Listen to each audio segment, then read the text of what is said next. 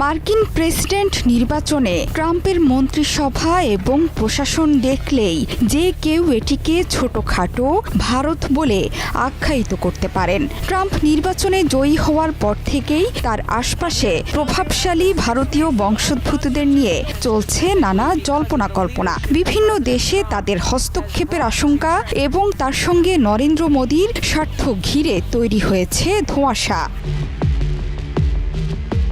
ভারত সরকারের প্রতিনিধি হয়ে ট্রাম্পের শপথে অংশ নিয়েছেন পররাষ্ট্রমন্ত্রী এস জয়শঙ্কর।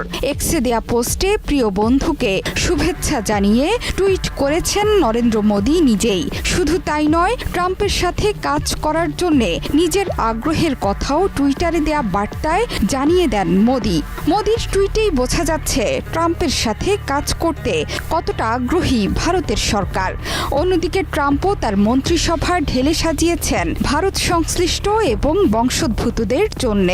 এবার দেখে নেওয়া যাক ট্রাম্পের মন্ত্রিসভায় ভারতীয় বংশোদ্ভূত কে কে আছেন।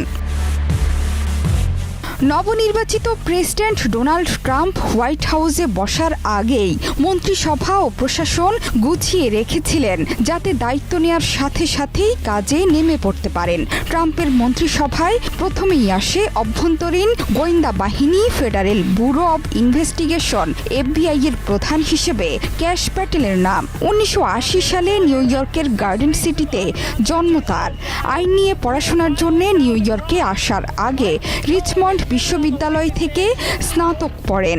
ব্রিটেনের ইউনিভার্সিটি কলেজ লন্ডনের ফ্যাকাল্টি অব ল থেকে আন্তর্জাতিক আইনেও ডিগ্রি আছে তার। কর্মজীবন শুরু করেছিলেন আইনজীবী হিসেবে।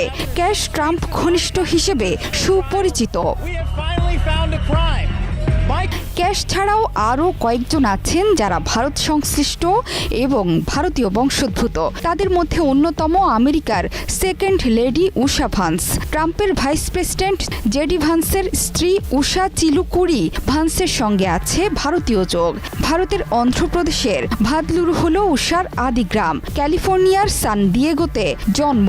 ইয়েল বিশ্ববিদ্যালয় থেকে ইতিহাস নিয়ে স্নাতক ডিগ্রি অর্জন করেন। দর্শনে কেমব্রিজ বিশ্ববিদ্যালয় থেকে হয়েছেন স্নাতকোত্তর। 2014 সালে কেন্টাকিতে জেডি ভান্সকে বিয়ে করেন উষা। জেডি ভান্সের বিশ্বাস, স্ত্রীর হিন্দু ধর্মের প্রতি আনুগত্যই তাকে রাজনৈতিকভাবে এত দূর এগিয়ে দিয়েছে।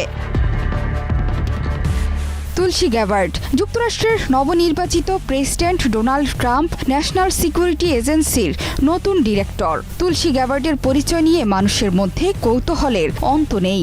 তার নাম এবং হিন্দু ধর্মের প্রতি বিশ্বাসের কারণে অনেকেই তাকে ভারতীয় বংশোদ্ভূত বলেন। যদিও তুলসী ভারতীয় বংশোদ্ভূত নন, কিন্তু তিনি হিন্দু বলেই নিজেকে পরিচয় দেন। 1981 সালে মার্কিন যুক্তরাষ্ট্রের সামোয়ায় জন্মগ্রহণ করেন তুলসী। তার বাবা মাইক গ্যাবার্ড এবং মা ক্যারল গ্যাবার্ড। 1983 সালে তুলসী গ্যাবার্ডের বয়স যখন 2 বছর, তখন তার পরিবার যুক্তরাষ্ট্রের হাওয়াই অঙ্গরাজ্যে স্থায়ীভাবে বসবাস শুরু করে। সেখানেই তার মা ক্যারল হিন্দু ধর্ম গ্রহণ করেন। হিন্দু ধর্মের প্রভাবের কারণে সন্তানদের হিন্দু নাম রেখেছিলেন মা ক্যারল। যদিও তুলসীর সাথে খুব ভালো সম্পর্ক নরেন্দ্র মোদীর। বিবেক রামাস্বামী। 2024 সালে আমেরিকার প্রেসিডেন্ট পদের প্রাথমিক নির্বাচনী লড়াইয়ে নেমে ডোনাল্ড ট্রাম্পকে টক্কর দিয়েছিলেন ভারতীয় বংশোদ্ভূত শিল্পপতি বিবেক রামাস্বামী। এক তামিল ব্রাহ্মণ পরিবারে জন্মগ্রহণ করা বিবেকের বাবা মা ভারতের কেরালা রাজ্য থেকে আসেন আমেরিকার সিনসিনাটিতে। ওহাইওতে 1985 সালে জন্মগ্রহণ করেন বিবেক। ডিপার্টমেন্ট অব গভর্নমেন্ট এফিসিয়েন্সি নামে নতুন মন্ত্রণালয়ের দায়িত্বে ইলনের পাশাপাশি থাকছেন এ ভারতীয় বংশোদ্ভূত বিবেক রামাস্বামী। যুক্তরাষ্ট্রের বায়োমেডিক্যাল গবেষণা বিষয়ক সংস্থা national institutes of health NIH এর পরবর্তী ডিরেক্টর হচ্ছেন জয়ন্ত ভট্টাচার্য। তিনি জয় নামেই বেশি পরিচিত। শৈশবেই বাবার কর্মসূত্রে আমেরিকা যাত্রা করেন তিনি। সেখানকার উচ্চারণে জয় হয়ে যায় যে। জয় ভট্টাচার্যের বাড়ি ছিল পশ্চিমবঙ্গের চন্দননগরে। 3 বছর বয়সেই পরিবারসহ পাড়ি জমান আমেরিকায়।